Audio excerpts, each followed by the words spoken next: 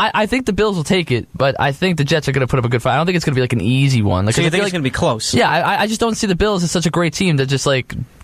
I will say if Nathan Peterman was starting, I would pick the Jets. Really? But he's not, so I'm sticking with the Bills. What if the Jets defense stops McCoy? But I'm still probably picking will. the Bills. They probably I'm still will. picking the Bills. Doesn't matter. They can't put up points. Oh, yeah, of course. I don't care if you can stop McCoy, then Taylor will kill you. I don't have much faith in the defense. I don't have faith in the offense. I don't have faith in the damn team. They're going to go 2-14 this season. One of those 2 wins is not going to be against the Bills. So, all right, let's take a quick break. Don't go anywhere, because we will have an exclusive interview coming up next with Paul Scimonelli. He's the author of Roy Sievers, The Sweetest Right Handed Swing in 1950s Baseball, coming up next. But first, I got to tell you about a great show. It's on WHPC. It's called Radioactive Waste. It's on Saturdays at 3 p.m. Host Maddie Marcus brings you the best in alternative rock while exploring elements of blues, punk, rockabilly, and Motown. Paul Scimonelli interview coming up next on Beyond the Game on the Voice of Nassau Community College, 90.3 WHPC. Okay, forest animals, today is a new day. Kids are coming to the forest, and it's up to us to make their visit a good one. Sparrow. Yes? Have you practiced the most popular bird songs for the year? Of course. Catchy. I like it. Okay, River. Dude. How's the temperature? It's a refreshing 52 degrees, man. Perfect for a little riverside shoeless relaxation. Ah, good. Owl, you here? Course. Who's asking? I am. Look, you know the drill. Sleep during the day, scare the kids at night. Perfect. I love my job. Oak Tree? What's up? Still in the same place I left you last year. That's what I like. Consistency. Well, it's not like I'm going anywhere for the next couple hundred years. I know. I love it. Turtle. He's not here yet, man. He's late every morning. You'd think he would have learned by now to leave the night before our meetings. Okay. Squirrel. Has anybody seen Mr. Squirrel? The forest has been preparing just for you. Visit a forest near you today. To learn more about cool things to do in the forest, visit discovertheforest.org. Brought to you by the U.S. Forest Service and the Ad Council. Wait, hold up. I don't think you know about It's Saucy. It's flavorful, extraordinary, and mind-blowing. Hey, tune into It's Saucy, where I give you nothing but the greatest music out from back then till now, along with hip-hop news and trending topics. It's DJ Steph. Just know that. It's Saucy. Listen to the Saucy Hour Wednesday nights at 10 o'clock here on the Voice of Nassau Community College on 90.3 WHPC. Take a look under your bed. Find stuff under there? What about jobs? No? Now try your basement. There's a pair of overalls that overall you're not so into anymore. A perfectly good laptop that hasn't sat in your lap in months. And even more stuff, but still no jobs? Well, you really have both. See, stuff is defined as household articles considered as a group. Sometimes this stuff is no longer needed. Wait, no longer needed? That can't be right. Because remember those jobs you were looking for? Those are really needed. And they're the stuff inside your stuff. Even inside that winter coat that moved with you to Phoenix. Our job is to unlock those jobs, and it starts when you donate your stuff to your local Goodwill. Here's how we do it. When you donate to Goodwill, we sell your stuff to provide job training for people right here in your community. So just by teaming up with Goodwill, you help create jobs. And isn't that worth parting with the leftover keytar from your 80s cover band? Goodwill. Donate stuff, create jobs. Find your nearest donation center at goodwill.org. A message from Goodwill and the Ad Council.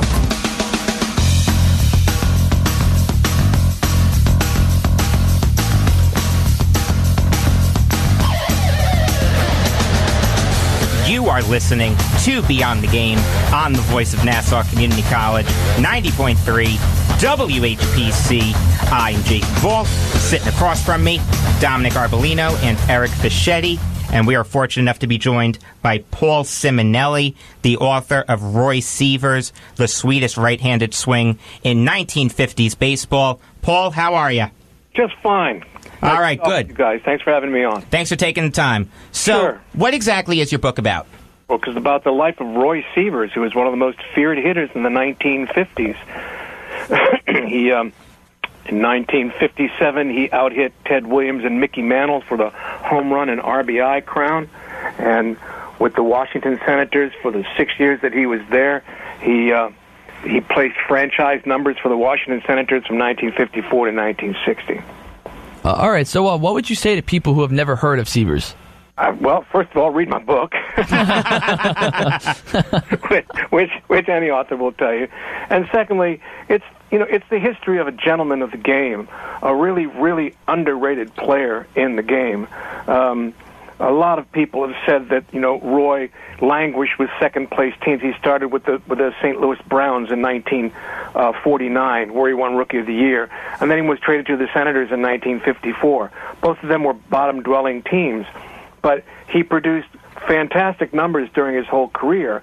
When you're sitting in the cellar, nobody looks at you. They all look at Mickey Mantle. Why not? So he's in New York. Or, you look at Maury Wills in L.A. You look at people in New York, L.A., big market teams, and they get all the glory, and sometimes the players are overrated just by being there.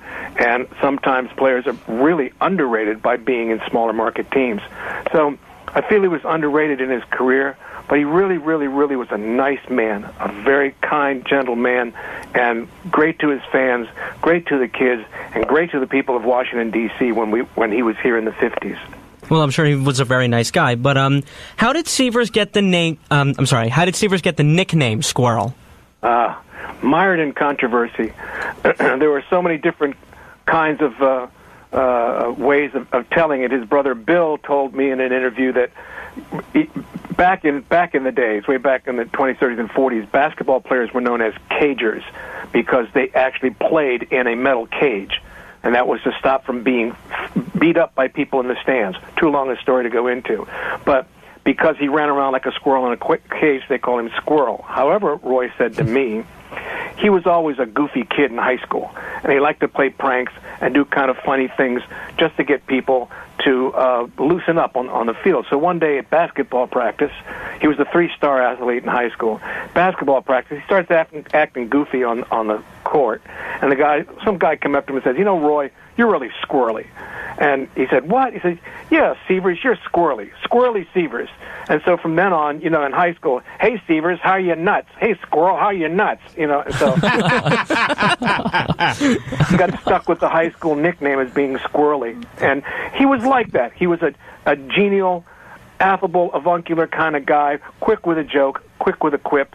And he was a nice guy, and he was always like that. Didn't play a lot of practical jokes, but he was always goofing around a lot. Talking to Paul Scimonelli, the author of Roy Sievers, The Sweetest Right Handed Swing in 1950s Baseball.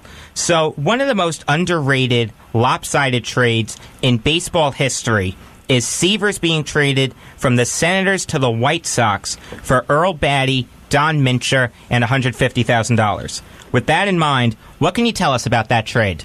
I can tell you that Calvin Griffith, the owner of the Washington Senators, was an idiot. That's what not holding back there, I see. That's what I put in my book. 6 months before he was traded, back in June, during the trading deadlines, in 1959, the Chicago White Sox were in the middle of a pennant race.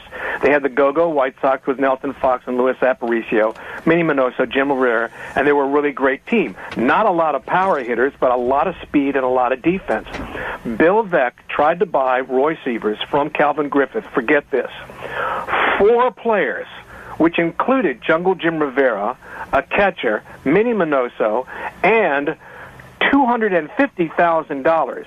Wow. In 1959 dollars, the average of all 4 of those things, 4 players, and that money was about $500,000. That's $500,000 in 1959 dollars, which would be close to what, $3, $4, $5 million in today's dollars. Wow. Calvin Griffith turned him down. Yeah, I'm not surprised. Turned him down because he didn't want to sell his cash cow. Roy Sievers was the only person putting butts in the seats in Griffith Stadium. I lived here in Washington, 1957. He was the king of Washington, D.C. He was the RBI king and champ. So in 59, I'm sorry, this was 1959. So at the end of 59, he starts getting on Calvin Griffith again. At the beginning of the year, Roy had been hurt in 59, unfortunately, and Griffith thought he was damaged goods. So then he went ahead with the trade in the spring of 1960, trading them to the White Sox, and then Al Lopez said we needed more pop in the lineup, so they needed a bigger bat. So I have a question. You see the injury bug come up a lot throughout all different leagues with a lot of different players. So how do you think Sievers could have been if he hadn't been bitten by the injury bug? I say this in my summary at the end. There's no question in my mind that we'd be looking at Hall of Fame numbers had he not been hurt for 4 consecutive years. Wow. In 1950, he had a terrible slump in his second year and didn't produce very well. In 1951, he slumped again. He was sent down to AAA in San Antonio, where he completely dislocated his shoulder. I'm talking about the bone coming out of the socket. And it dislocated once, not once, but twice.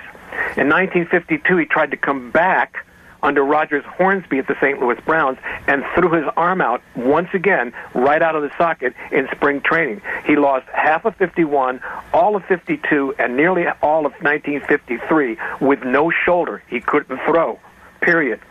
If he had those 4 years back again, look at his averages. If you go back over time and look at his averages, he would have put up well over 400 home runs rather than the 318 that he had.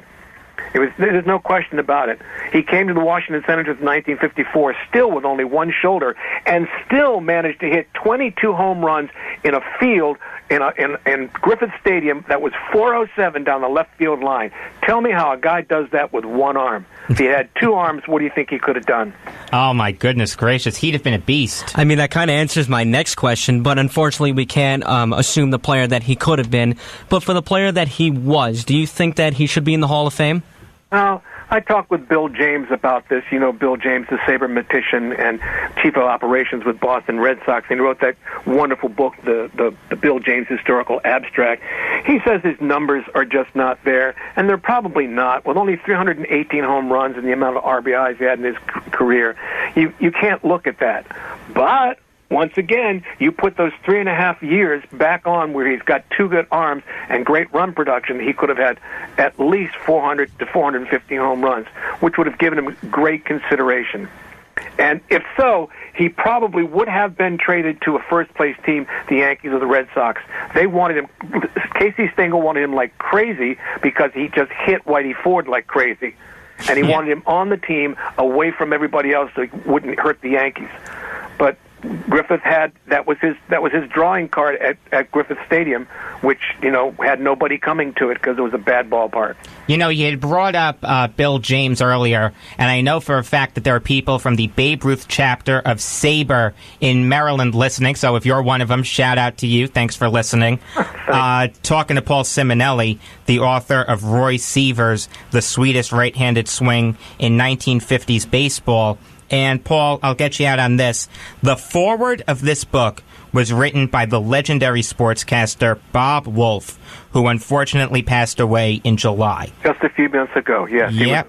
Good friend. I was in Paris when it happened. I was crushed. Oh, and so was I. And I sent a lovely card to his wife, it was his senior. She's 97 years old. God bless her. And God bless her. He was so kind to me. I came to his house. He gave me a taped interview. He gave me a video interview. He gave me all kinds of material on Roy. He was the voice of the Washington Senators from like 1947 until they moved in 1960 to the Minnesota Twins. And he knew Roy Sievers personally and gave me such great insights on his hitting style, on the way he was. And when they formed a singing group in 1958 called the Singing Senators, it was just wonderful. Bob Wolf was a wonderful, wonderful person and deserves to be in all of the Hall of Fames that he's in. Oh, I'll tell you. I went to Old Timers Day this year at Yankee Stadium, and Bob Wolf was usually the MC, and he wasn't there this year. So I turned to my dad, and I asked him, what's up with Bob Wolf? Did you hear anything? And he looked at me, no. Then I'm in Paris one day in the hotel checking my iPad, and I see the news that he died, and it crushed me. He was the king of New York. Yes, he was. He was with the Rangers. Yeah, it was the Rangers and the. I think he did the dog show too. He did the dog show for years. He did the Rangers and he did the New York Knicks, and he's in the Basketball Hall of Fame for what he did with the Knicks. And I think his son's on WFAN. Rick Wolf. Yeah. Yep. All he right, was a Paul. fantastic person. You guys in New York lost a king. We all lost a king. He was a great broadcaster. No question about that. All right, Paul. Thank you for your time. I appreciate it greatly. I hope that people will read my book. All right. That was Paul Scimonelli. His book is Roy Sievers, The Sweetest Right Handed Swing in 1950s Baseball. Let's take a quick break, but don't go anywhere because we'll be talking baseball next on Beyond the Game on the Voice of Nassau Community College, 90.3 WHPC. Okay, gang. So, chances are there'll never be an emergency ever again. Mm-hmm. But, just in case, let's talk about a plan. Okay. So, who's gonna do what? Anyone? Yeah, okay.